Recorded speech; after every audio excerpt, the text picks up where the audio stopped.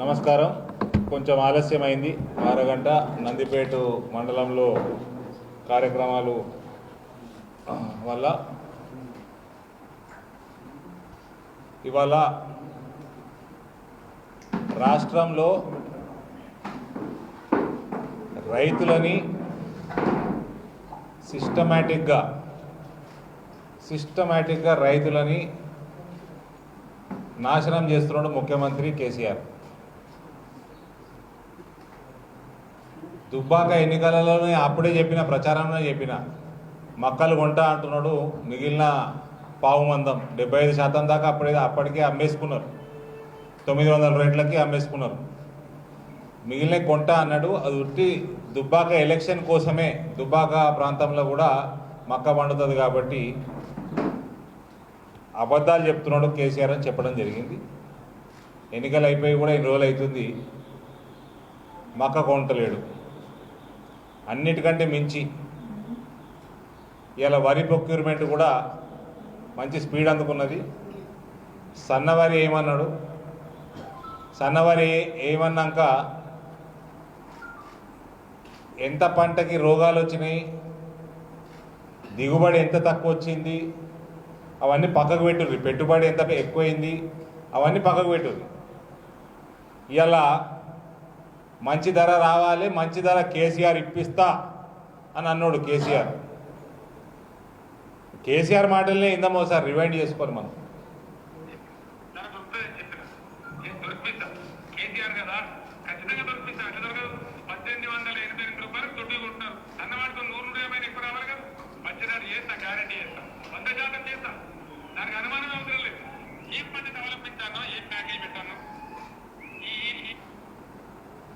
ఇవాళ నందిపేట ప్రాంతంలో తిరుగుతూ ఉంటే రైతులతో కూడా మాట్లాడడం జరిగింది. కేంద్రం ఇస్తున్న 1880 రూపాయలకి నయా పైసా ఎక్కువ రాష్ట్ర ముఖ్యమంత్రి ఇస్తలేడు. ఆనాడు దుబ్బాక ఎలక్షన్ కంటే ముందు 100-150 ఎక్కువ ఇస్తా అన్నాడు. బాధాప్తా ఇస్తా కేసీఆర్ మాటిస్తున్నాడు. ఇప్పుడే వింటుంది మీరంతా. ఇలా 100-150 ఇచ్చుడు కాదు, 1880 కూడా 9% తరుగు తీస్తున్నారు. 9 కిలోల తరుగు తీస్తున్నారు. మళ్ళా మొత్తం కేంద్ర ప్రభుత్వం దొడ్డు బియ్యం కానీ సన్న బియ్యం కానీ ఏ వడ్లైనా సరే కేంద్రం పెట్టిన మద్దతు ధరకే ప్రొక్యూర్మెంట్ అవుతున్నది. దాంట్లో కూడా పాలసీకి విరుద్ధంగా 9%, 10% ఇవాళ మళ్ళీ తరుగు తీస్తున్నారు. కల్వకుంట్ల చంద్రశేఖరరావు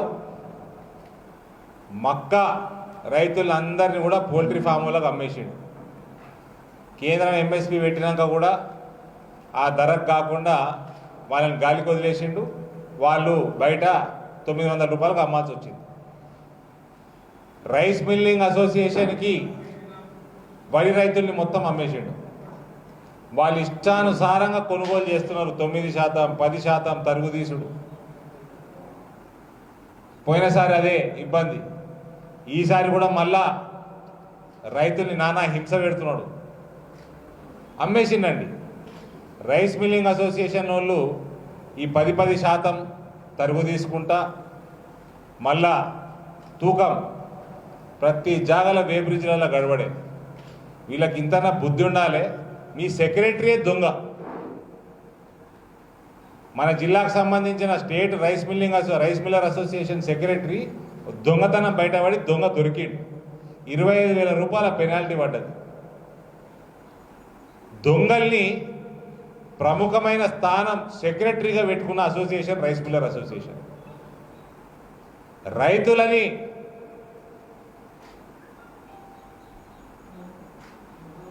హింసించడమే కాదు, రైతులని నాశనం చేస్తున్నది కేసీఆర్ ప్రభుత్వం. ఏ పంట రైతుల్ని కాపాడుతున్నావా నువ్వు? సోయా వాళ్ళు బయట మార్కెట్లో ధర ఎక్కున్నది కాబట్టి సోయా వాళ్ళు అమ్మేసుకుంటున్నారు. పసుపు రైతుల్ని నాశనం చేస్తుంది. ధర ఇప్పిస్తామరా నాయన లెటర్ రాయమంటే అది చేత కాదు, ప్రపోజల్ పెట్టడానికి చేత కాదు. కేంద్రం ఇస్తున్న ఎంఎస్పి ధర మీద ఇస్తున్న మక్కల్ని కొనుగోలు కేంద్రాలు పెట్టవు. ఏమైనా అంటే కొనే పరిస్థితి లేదంటావు. వరి నువ్వు సన్న రకం ఏమంటావు, దిగుబడి తగ్గుతుంది, రోగాలు వచ్చి నష్టపోతారు, నష్టపరిహారం ఇయ్యవు, ఇలా రేటు కూడా ఇస్తలేవు. అది జనగామని అనుకుంటా మాట్లాడుకుంటా 100-150 ఎక్కువ ఇస్తా ఇచ్చి కొంటా అన్నాడు. ఏం పిచ్చమేస్తున్నావా? నువ్వు చెప్తేనే వేసారు కదరా బేవకూఫ్. ఎందుకు రావు? ప్రణాళిక ఉండాలి, తొక్క తోలు ఉండాలి అనుకుంటా నువ్వే కదా వేయించింది. ఏది బోనస్ ఏది? కల్వకుంట్ల చంద్రశేఖరరావు, దయచేసి కోరుతున్నా, ఇంకా 3 ఏళ్ళు నువ్వు ఇట్లనే కొనసాగుతావంటే రైతాంగం నాశనం అయిపోతుంది మొత్తం. ప్రభుత్వాల మీద రైతులకి కాన్ఫిడెన్స్ తగ్గిపోతుంది. నేను మనసారా కోరుకుంటున్నా, తెలంగాణలో ఉన్న యావత్ రైతాంగం తరఫున కోరుకుంటున్నా, బండ కట్టుకొని బయట దుంకిసావు. దయచేసి ఇంకా 3 ఏళ్ళు నువ్వేదే ఇదే పద్ధతిగా నడిపించినావంటే రైతాంగం నాశనం అయిపోతుంది. పొలం పని కూడా ఓడిగా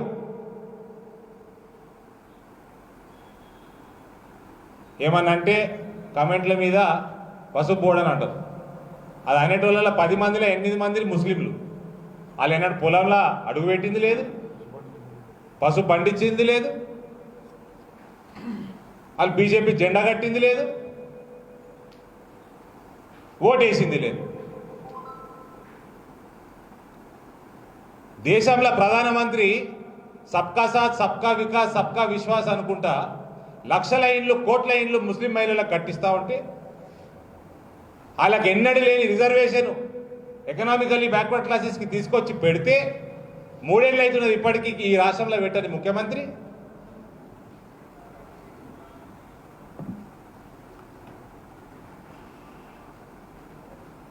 పసుపుకి ఏ వ్యవస్థ బాగుంటుందో అర్థం చేపించి కేంద్ర మంత్రులు రైతుల్ని పిలిపించుకొని వాళ్ళ ఇబ్బందులు విని రానున్న అగ్రికల్చర్ పాలసీ వాళ్ళకి ఐడియా ఉన్నది కాబట్టి దానికి తగ్గట్టుగా బోర్డు ఇచ్చిండ్రు, ఇన్ఫ్రాస్ట్రక్చర్ పెంచుకోవడానికి టైస్ ఇచ్చిండ్రు, పెట్టుబడులు ఆకర్షించడానికి ప్రైవేట్ పెట్టుబడి ఆకర్షించడానికి క్లస్టర్స్ ఇచ్చిండ్రు. రానున్న వ్యవసాయ విధానం ఏ రకంగా ఉండబోతుందో దానికి అనుగుణంగా మనకు ఒక సిస్టమ్ డెవలప్ చేసి ఇచ్చింది.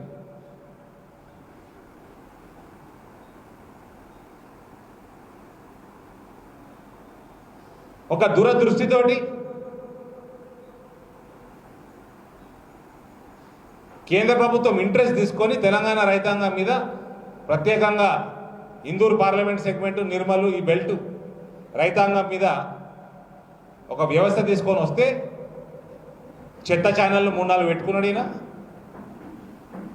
హిందూ వ్యతిరేకుల్ని సోషల్ మీడియాలో పెట్టుకున్నాడు ఆ కేటీఆర్. సిగ్గుందావా మీకు?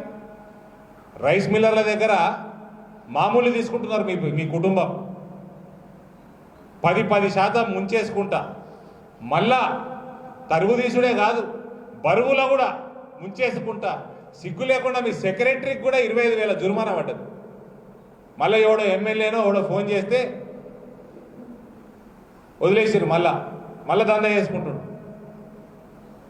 మళ్ళీ సుధరాయించరా అంటే సుధరాయించరు. రైతాంగాన్ని మొత్తం పగబట్టిండు కేసీఆర్. తెలంగాణ రైతాంగాన్ని పూర్తిగా అమ్మేస్తున్నాడు రాష్ట్రాన్ని. ఇవాళ పేపర్లలో చూస్తే 4 లక్షల కోట్ల అప్పట. అదేదయ్యా నాగిరెడ్డి? 4 లక్షల కోట్ల అప్పు.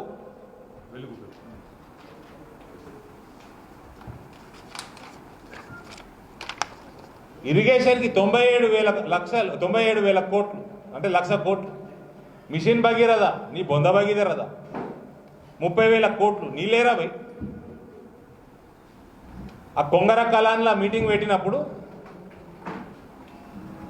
పోయిన 2018 ఆగస్టు ఫస్ట్ వీక్లో వారం 10 రోజులలో నీళ్ళు వస్తాయి అన్నాడు. 2.5 సంవత్సరాలు అవుతున్నది. జిహెచ్ఎంసీ 7,000 కోట్లు, హైదరాబాద్ వాటర్ బోర్డు 11,400 కోట్లు, డిస్కామ్లు జెన్కో 2 కలిపి 97,000 కోట్ల 97,857 కోట్లు, అంటే 1,00,000 కోట్లు అప్పు చేసి పెట్టిన ఎలక్ట్రిసిటీ డిపార్ట్మెంట్. అందుకు నూతన ఎలక్ట్రిసిటీ చట్టము ఈయనకి అచ్చొస్తలేదు. దాని వ్యతిరేకం తీర్మానం చేసి పంపిండి అసెంబ్లీలో. ఎందుకు 1,00,000 కోట్ల పైసలు కట్టాలి? ఎక్కడికెళ్ళి చేస్తాడు? తెలంగాణ ప్రభుత్వం అంటే నీతి ఆయోగ్ కాడికెళ్ళి, నేను నీతి ఆయోగ్ ఆఫీసర్లను కలిసిన వివిధ కార్యక్రమాల మీద, పనుల మీద, department, agriculture department, rural development department. Telangana ప్రభుత్వం అంటే గజ దొంగలు అంటున్నారు. కేసీఆర్ కుటుంబం అంటే డెకాయిట్లు అంటున్నారు. ఢిల్లీలో మొత్తం బ్యాంకులు చేతులెత్తేసినాయి, కార్పొరేషన్లు చేతులెత్తేసినాయి. తెలంగాణ ప్రభుత్వానికి రూపాయి అప్పిచ్చేది లేదు. ఏం చేసి పెట్టినావు రాష్ట్రాన్ని నువ్వు? సిగ్గు లేకుండా పోల్ట్రీ వాళ్ళ దగ్గర, రైస్ మిల్లర్ల దగ్గర మామూలు తీసుకుంటున్నారు రైతుల పుట్టగొట్టి.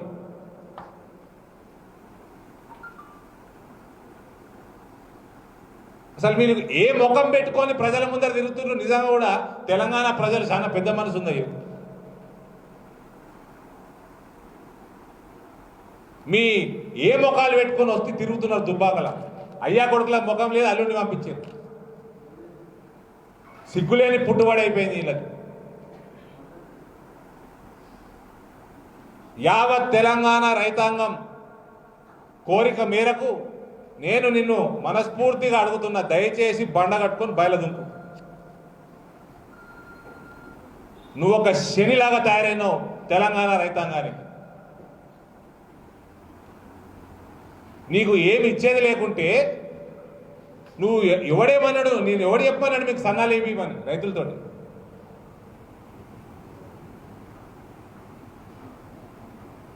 నోటికొచ్చినట్టు వాగుడు ఇప్పుడు వినిపిస్తుంది మీకు. మొన్న 5 రోజుల కింద ముచ్చట, 6 రోజుల కింద ముచ్చట ఏమైంది? ఏడన్నా మీడియా మిత్రులు మీరు తిరుగుతూ ఉన్నారు మొత్తం, ఏడన్నా ధర ఎక్కిస్తున్నారా సన్నవాళ్ళకి? ఈ మనిషి ఏమనాలి నేను కేసీఆర్ని? అది నోరా ఏంది అది?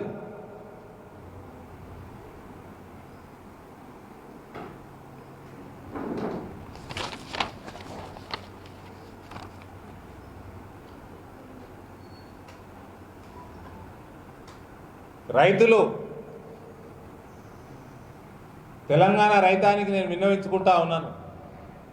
ఈ రకంగా మనం ప్రభుత్వం కొనసాగితే మనం మొత్తం పొలం పని బంద్ చేయాల్సి వస్తుంది. తెలంగాణ ఏ పంట పండించినా కూడా నాశనం చేస్తున్నాడు కేసీఆర్.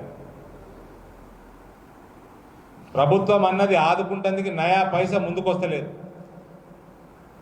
సోయా మొత్తం పోతున్నది ప్రైవేట్ సెగ్మెంట్లోనే పోతున్నది. వరి నాశనం చేస్తేవి, పసుపు నాశనం చేస్తేవి, మక్క నాశనం చేస్తేవి. 1,00,000 కోట్ల రూపాయలు ఎలక్ట్రిసిటీ డిపార్ట్మెంట్ని 1,00,000 కోట్ల రూపాయల ముంచుతీవి. 1,50,000 కోట్ల రూపాయలు భగీరథ, కాళేశ్వరం అనుకుంటా నాశనం చేస్తేవి. 4 లక్షల కోట్ల అప్పులు చేస్తేవి. ఏం తమాషా చేస్తున్నావు? ఆడిపోతుంది తెలంగాణ.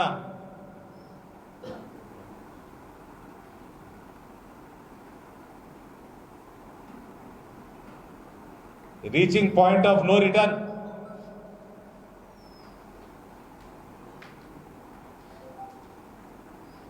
ఈడ్చుకొస్తారు, రోడ్డు మీదకి ఈడ్చుకొచ్చి తన్నులంటారు మిమ్మల్ని. ఈ రకంగానే కొనసాగుతే ప్రజలు ఈడ్చుకొచ్చే రోజు కూడా దగ్గరలో ఉన్నది కేసీఆర్. నువ్వు ఎవరిని కాపాడుతున్నావు? ఏ రైతుని కాపాడుతున్నావు? ఎవరికి నీ ఏమంటారు మన వెల్ఫేర్ స్కీమ్స్ అందుతున్నాయి? 1,00,000 కోట్ల అప్పులు చేసుకుంటా ఫ్రీ పవర్ నేను ఇస్తున్న జేబులోకి వెళ్ళాను. కేంద్రంకి వెళ్ళి 1,00,000 కోట్లు తెచ్చుకున్నాం. నువ్వు ఇచ్చేది ఏందే ఫ్రీ పవర్, మేమే ఇస్తాం, నువ్వెందుకు ఇక చెప్పినట్టు బయలు దుంకు, పైసలు మాయి.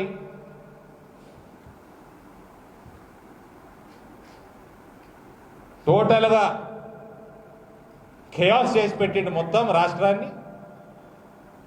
అతలాకుతలం అయిపోయింది రాష్ట్రం. ఆర్థిక వ్యవస్థ, వ్యవసాయ రంగం, ఎడ్యుకేషన్ డిపార్ట్మెంటు, అసలు ఏ డిపార్ట్మెంట్ కూడా ఒకటి ట్రాక్ మీద ఉన్నట్టు కనబడతలేదు.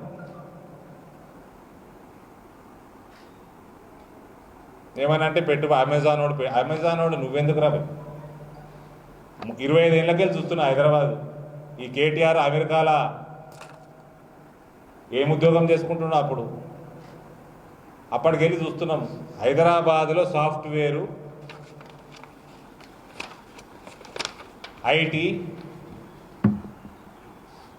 ఐటీఈఎస్, ఈ పెట్టుబడులు నువ్వు ఆనాడు చంద్రబాబు నాయుడు నేను తెచ్చినా అన్నాడు,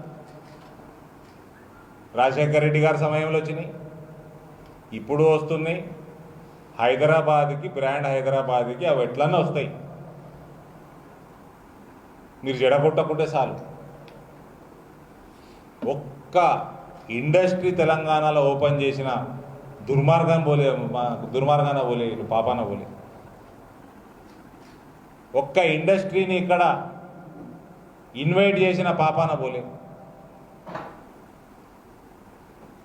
మోదీ గారు గుజరాత్లో ముఖ్యమంత్రిగా ఉన్నప్పుడు ఆయన 2003లో వైబ్రెంట్ గుజరాత్ అని ఎన్ని లక్షల కోట్ల రూపాయల పెట్టుబడులు ఆకర్షించిండు, సబ్సిడీలు ఇచ్చిండు, ఇన్సెంటివ్లు ఇచ్చిండు. ఏది మీ ప్రోగ్రామ్? ఏది? ఏ రకంగా మీరు ఉపాధి కల్పిస్తారు?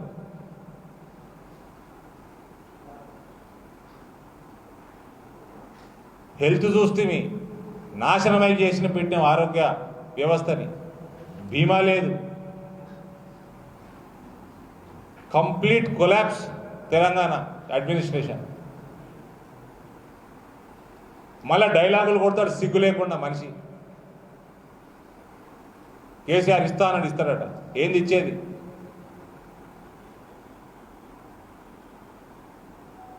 ఇంత దరిద్రంగా ఏ మనిషి ఉండడు, ఇంత దరిద్రమైన పుట్టుబడి ఎవ్వడికి ఉండదు.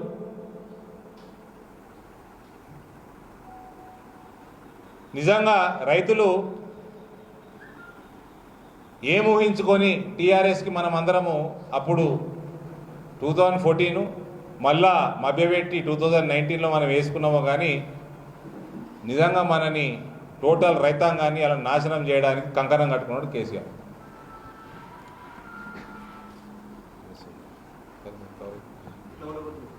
దుబాకాల గెలుస్తాం, కంఫర్టబుల్ విక్టరీ.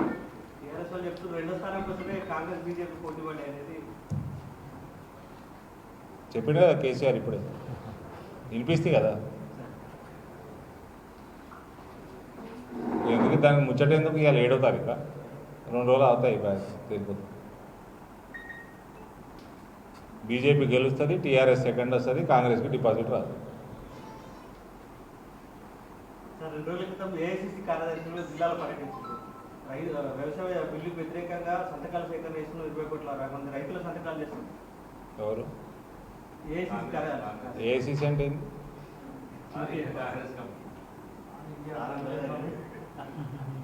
ఇంకా నడుస్తుందా బండి? నడుస్తుందా? వాళ్ళు ఓటర్ లిస్ట్ కూడా పెట్టుకుని సంతకాలు పెట్టుకుంటారు. వాళ్ళు రైతులు ఎవరు పెట్టరు. రామేశ్వరం నడుపుతున్నట్టున్న దాన్ని టీఆర్ఎస్ ఏజెంట్లు నడుపుతున్నారు ఏఐసీసీ.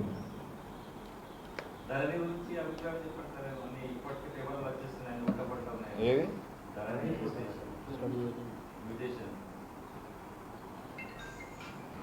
అన్ని వ్యవస్థలని నాశనం చేస్తుండయా. తెలంగాణలో కంప్లీట్ అడ్మినిస్ట్రేషన్ కొలాప్స్ చేసి, నిర్వీర్యం చేసి, అందరూ కూడా 1000 రూపాయలు 2000 రూపాయల పెన్షన్ల కాడికి డిపెండెన్స్ ఆడికి దిగజారిపోవాలా అన్నది కేసీఆర్ ఆలోచన. దానికోసం మళ్ళా ఆయన కొడుకుని గెలిపియాలా, పార్టీని గెలిపియాలా అన్న ఇది ఒక నియంతల ఆలోచన చేసే విధానం. ఇది అందరిని తొక్కి పెట్టాలా, నాశనం చేయాలా? నార్త్ కొరియాలో చేస్తారు కదా, నార్త్ కొరియా పరిస్థితి. కానీ ఇక్కడ భారతదేశంలో నడవదు. గద్దాఫీని గుంజుకొచ్చినట్టు ఏదైతే గుంజుకొని రోడ్డు మీద కొట్టి చంపినరో ఆ గతి కేసీఆర్కి పడితే నాకైతే ఆశ్చర్యం లేదు, ఆశ్చర్యం లేదు నాకు. అన్ని వ్యవస్థలు నాశనం చేయాలి. ఊళ్ళలో దొరలు ఉంటుండే కదా, ఇంటి ముందరికి చెప్పులు వేసుకొని పోవద్దు, ఆ టైపు ఇది. చెప్పు తీసుకొని కొడతారు, చెప్పులు వేసుకోపోవడం కాదు, ఇంట్లోకి వచ్చి కొడతారు. తెలంగాణ ప్రజలు ఏమనుకుంటుండే, ఓపిక ఎక్కువ, ఓపిక నశించినప్పుడు సస్తాడు. ఇంకా ఏందో పాత జమానా చెప్పింది నడుస్తుంది అనుకుంటుండే.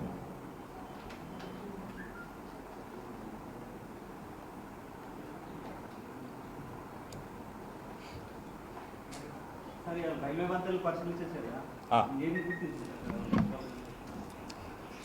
ఆర్మూర్ మీడియాకి నేను అక్కడ ఆల్రెడీ మాట్లాడడం జరిగింది. 3 802 7 ఎల్సీ నెంబర్ చెప్తాను. మామిడిపల్లి, అడవి మామిడిపల్లి, గోవిందపేట 771 773 802 ఎల్సీ నెంబర్లు. మూడింటికి కలిసి 2016లో 3 ప్రాజెక్టులు కూడా కొత్త లైన్లు, కొత్త లైన్ మీద ఉన్నాయి కాబట్టి 100% రైల్వేసే భరిస్తుంది ఈ ఆర్ఓబీలు ఖర్చు 100%. మన మాధవ్ నగర్ ఏమో సగం సగం, అప్రోచ్లు ప్లస్ మెయిన్ బ్రిడ్జు, ట్రాక్ మీద ఉన్న బ్రిడ్జు 100% ఈ మూడింటికి రైల్వేసే భరిస్తుంది. ఈ 56 కోట్లు కూడా 2016లోనే రిలీజ్ అయిపోయినాయి. 771కి 14.69 crores, 771 అంటే గోవిందపేట, 773 మామిడిపల్లి 20.39 crores, ప్లస్ అడవి మామిడిపల్లి 802 20.27 crores. అన్నిటికి కూడా 1 2 కోట్ల వరకు కొంచెం రివైజ్డ్ డబ్బులు ఎక్స్ట్రా అడిగిండ్రు, అదొక్కటి పెండింగ్ తప్ప ఈ 56 కోట్ల రూపాయలు 2016లో కేంద్రం నుంచి రిలీజ్ అయిపోయినాయి. ఇక గమ్మత్తు చూడండి, అడవి మామిడిపల్లిది 802 ఓరో ఆయన పేరేందా, అహ్మద్ పాషా, ఆయన ఒక్క ఇంటి కోసం జీవన్ రెడ్డి ఆపేస్తున్నాడు. దాన్ని ఒకటే ఇంటి కోసం బ్రిడ్జ్ మొత్తం ఆపుతున్నాడు. గోవిందపేట ఏదైతుందో 771 గోవిందపేటది దాదాపు అయిపోవచ్చింది. అప్రోచ్ రోడ్లు అన్నీ అయిపోయినాయి. మెయిన్ బ్రిడ్జ్ షట్టరింగ్ కొడుతున్నారు, స్లాబ్ వేసేస్తారు. అనదర్ 2 to 3 monthsలో గోవిందపేట రెడీ అయిపోతుంది. ఇక మామిడిపల్లిది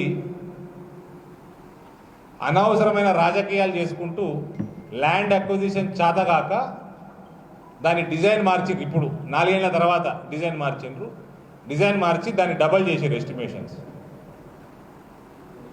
కావాలని. ఆ ప్రపోజల్ కూడా కేంద్రం ఒప్పుకోదు. 4 ఏళ్ల కింద ప్రపోజల్ క్లియర్ చేసేసి పూర్తి డబ్బులు ఇచ్చేసింది కేంద్రం, 100% ఇచ్చేసింది.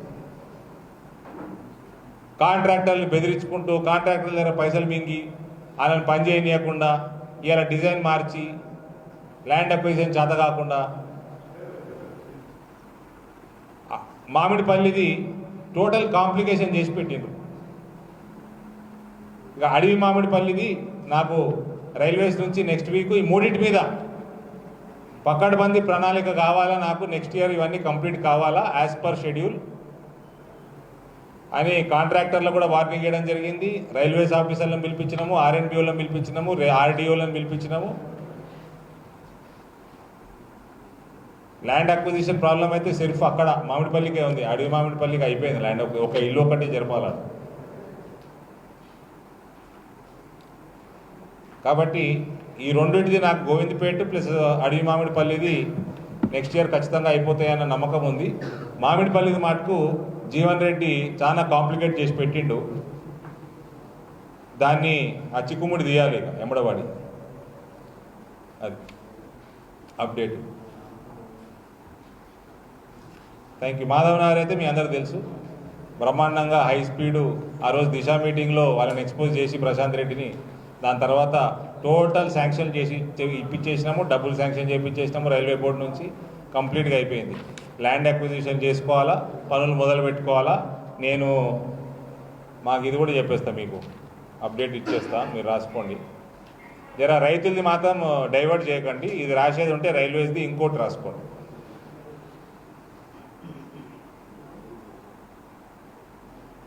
ఇది LC 193 మనది.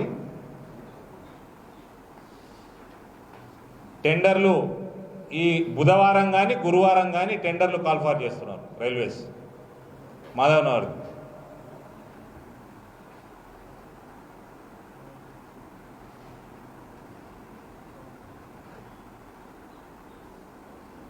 రైల్వేస్ నుంచి సెంట్రల్ గవర్నమెంట్ నుంచి కంప్లీట్గా ఎవ్రీ 3 డేస్కి నేను అప్డేట్ తెప్పించుకుంటున్నా. రాష్ట్ర ప్రభుత్వం నాశనం చేయకపోతే చాలు.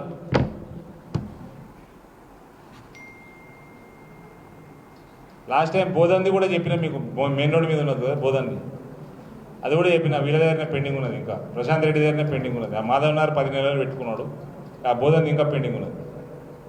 అప్పుడు అది అలైన్మెంట్ ప్లాన్ రెడీ కావాలి దానికి.